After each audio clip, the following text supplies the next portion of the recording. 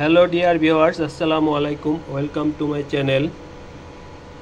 I'll show you in this video relay output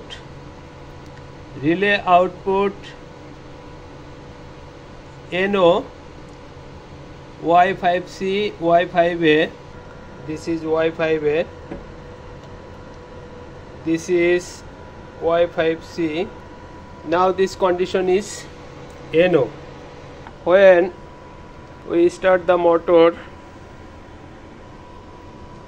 that time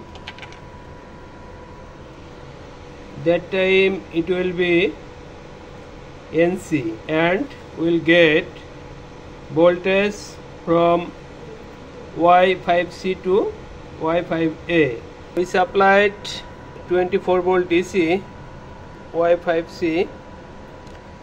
When inverter will run, that time 24 volt DC from Y5C to Y5A and relay will be on. Start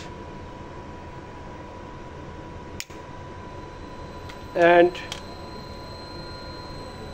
motor start,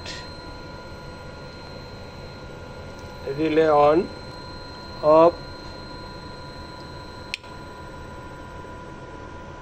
relay off,